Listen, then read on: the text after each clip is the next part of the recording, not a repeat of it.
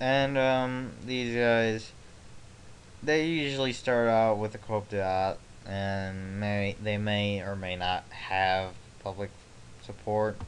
Comparative is basically a forced takeover. You might have heard about that. These guys, military regimes generally lack ideology, and they join with forces with bureaucracy. They power for the sake of power. 1984 much.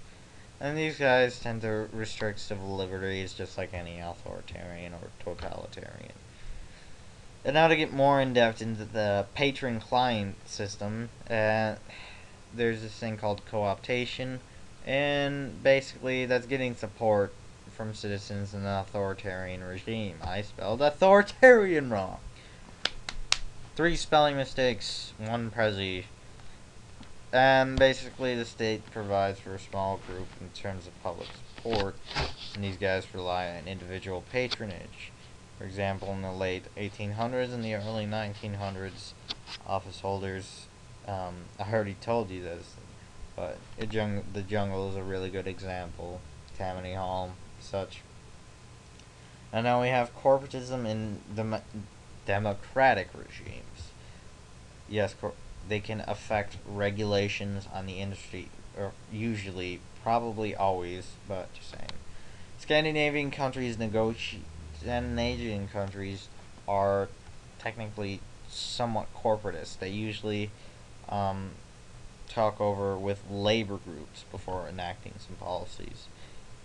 In nationalized industries, the state is the director of the industry, and non-national or industries direct cooperation exists between the government and the interest groups.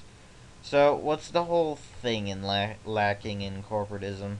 Well, obviously it must be soft shell tacos linked to Taco Bell, because obviously in corporatism you cannot have innovation with the shredded beef and the shredded mozzarella and the shredded lettuce inside a shredded tortilla. Well, not really shredded, but you get the point. But it's pluralism, and pluralism, power is split between many groups. There are many interest groups fighting for things.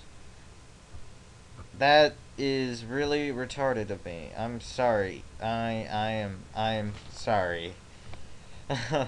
this should be this should be democratic pluralism.